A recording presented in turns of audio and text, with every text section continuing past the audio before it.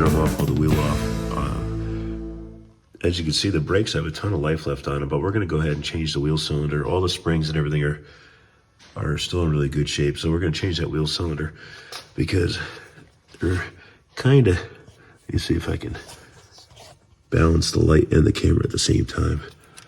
So that's a new wheel cylinder, but they get all gross and corroded in there. Yeah, you can, I guess I can't really get them. You can see it right there. They're starting to bleed out. So we're going to change that so we have good flowing brake fluid so we can stop good and reliable every time. But the spring kit's new. All that stuff is nice and shiny in there. It's just old age. So it did not get a lot of use since they put the new wheel cylinders in, but they go bad from sitting. So we're going to change those.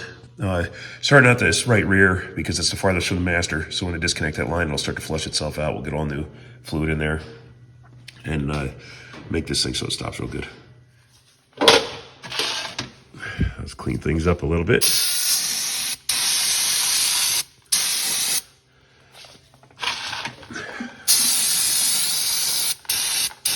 Brake dust is nasty stiff. E-brake works and everything on this. So this is just going to be good peace of mind stuff. We probably could have got the brakes working the way they were, but we would never been able to rely on them with the leaky wheel cylinders. Blow one wheel cylinder and a single circuit master cylinder and you got nothing but the e-brake to slow you down. We got our brake line coming in here, and then we got these two bolts to hold the wheel cylinder on. And normally I use a tubing wrench, but I don't have it with me today.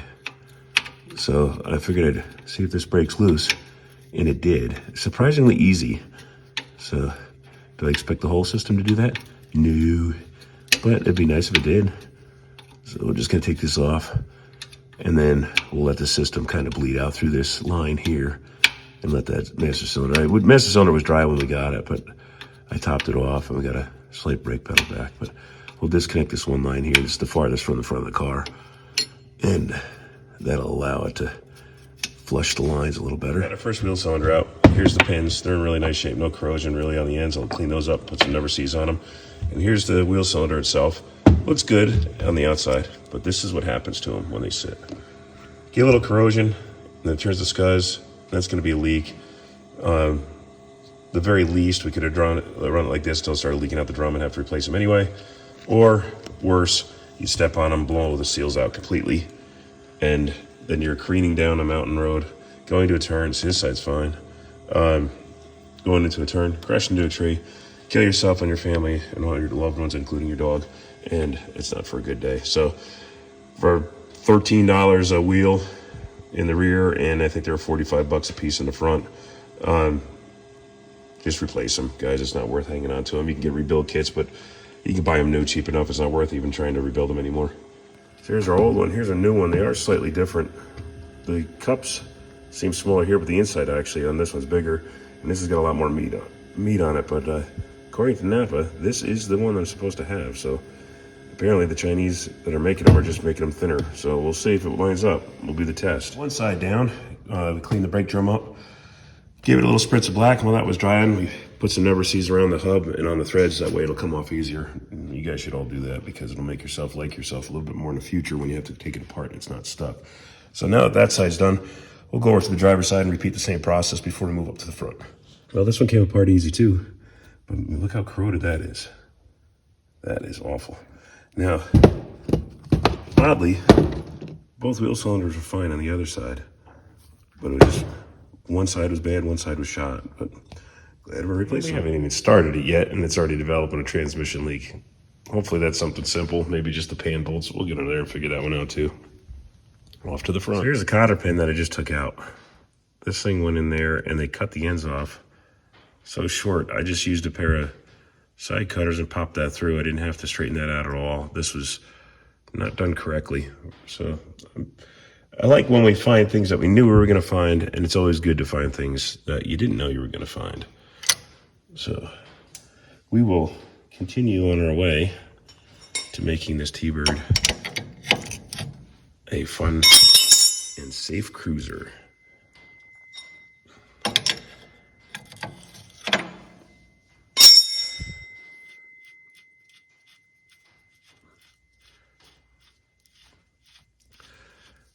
And we got new inner races or inner seals as well. So I'm gonna pop these bearings out. We're gonna repack these bearings. This one has some decent amount of grease in it, but they definitely have to be repacked. It's pretty dry inside that hole there.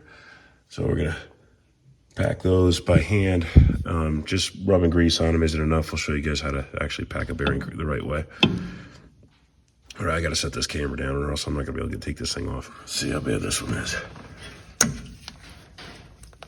Oh yeah, that's really gross. Yeah, these are, ugh. It's really too bad too because these are made in USA, it says it right on them. And all the new stuff is Chinese junk, so they're not gonna last nearly as long as these did, but these things were replaced and never got a chance to be used. I gotta go get more brake clean. The bearings are in pretty nice shape. I've wiped the old grease off. There's no wear on them. They could be newer. They're not the original ones, I'm sure, by now. I don't know, the car's only showing 54,000 miles, but I think that would have shown a lot more wear. So they've probably been replaced when they did the brakes and stuff last time. It did not have as much grease in there as I like. And a lot of people will just fill this with grease, like they think packing it is packing it on the outside of here and shoving a bunch in the hole, but that's not what it does. This race is in nice shape as well. So to properly pack a bearing without a bearing packer, we're gonna show you how you can be the bearing packer. It's a messy job. And normally, I'll make my kids do it, but Sage is holding the camera right now, so she gets to stay cleaner. So you put a blob of grease in the palm of your hand, hold it so the fat end of the bearing is pointing down, and you're just gonna scrape it on the palm of your hand like this until it starts to squirt through, and you'll see it come out here when it really starts to pack in right. And once that happens, you'll know that section is packed. Now it's just starting to come up through there. See how it's starting to gush out there. So now you don't want to rotate the bearing on itself. You want to turn your hand and keep the whole thing rotated as one unit as you work around. That way you know that you're packing the whole bearing completely. See, it's starting to squish out again. And if you end up doing this and you don't get grease all the way down to at least here, you're probably not doing it right, because I always get greasy as can be whenever I do this. But so it's not a hard job, just a messy, sloppy job. Again, we're going to turn it. We're going to do this for this inner bearing, and I'm going to set it back in, and we're going to put the new seal in. So as we do this, there it goes, coming through nice. We're about halfway done already, so it goes pretty quick. But boy, does it make a mess. And little kids, when little kids do this, they think it's the coolest thing in the world. And then they get to be about 12, and they think it's gross, and they won't do it anymore. I miss that with Sage. Liberty used to do this. Liberty would still do this. Sage is like, nah, I'll hold the camera. Now we have that all packed. I am going to put extra grease in there on the race itself.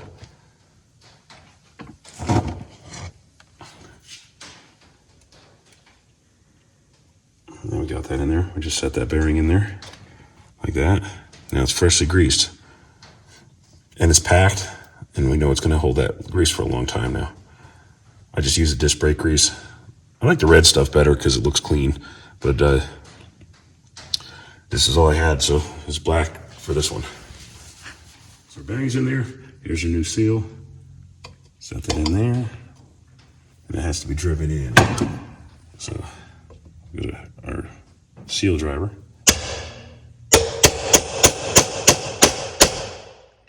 We want to get that in until it's flush all around. Just like that. Nice and easy. All right, so that bearing, give it a couple taps to be sure. Yep, it's seated. So that's all there is to greasing that inner bearing. So now that drum is ready to go back on. Once we get that wheel cylinder swapped out, then I can go ahead and put that back on. We still got to pack this front bearing here, which we can go ahead and do now, and then I'll just keep it stored in the cup and kind of keep everything clean. So you can see that one still, I didn't clean that one yet. It's still That's all the grease that was in it, and that's not much. That one's starting to clump up a little bit, so it'll be good to clean these and put fresh grease in there. So what we're doing on this, I had to take the backing plate bolts out. There's 2 here and 2 down here, and I'm disconnecting the brake line at the frame because the rubber line runs all the way to the wheel cylinder, so there's no pivot there. So you can break it free, but it won't twist off. So I'm going to disconnect it and take the whole front, or the whole backing plate off and bring it over to the bench, and we'll just assemble all the new stuff right there. So this line here, I'm going to disconnect that. Then I got to pull the clip, and this whole thing, it's already loose here. And I got the 1 pin out already. Disconnected those, but decided we're going to make life easy and take it off the car completely. All right, so I got a backing plate all back together with a new wheel cylinder. These brake lines look pretty new. All the brake parts are pretty new. You can see there's not a lot of rust on there. You can see this is the new wheel cylinder, but the old one was fresh cast. It was not even rusted at all. It still said made in USA on it, so it knew how to be an older unit. All the springs still have all their color on them. The brakes are in still real good shape. This line looked great until I started to do farther inspection.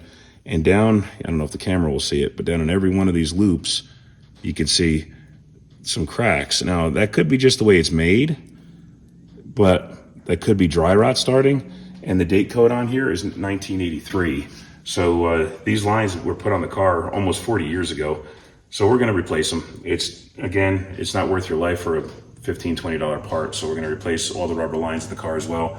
When this new line goes on, there's a crush washer that goes into the backing plate, slides right over that as you tighten that up. So that'll act like your seal to keep that from leaking. So we're kind of stuck on the brakes until more parts come in. And today's the day I got almost all my parts. My master cylinder came in and everything, but we're kind of stuck in the water. But we can get the backing plates all ready, all that stuff back on the car. And when the rubber lines come in, it's just swap those out and then bleed the system out, and we should have a good brake pedal. So we got a brake line on the front here. They finally came in from inland brake tubing. The rear, I had to modify the metal line a little bit to go in a different way. It didn't exactly match the original. But this one's screwed right in there. We snug that one up. Make sure you put your washer in. There should be a copper washer. You can kind of trying to reach a point and hold the flashlight at the same time. I can't have it. But there's a copper washer between the fitting and the wheel cylinder.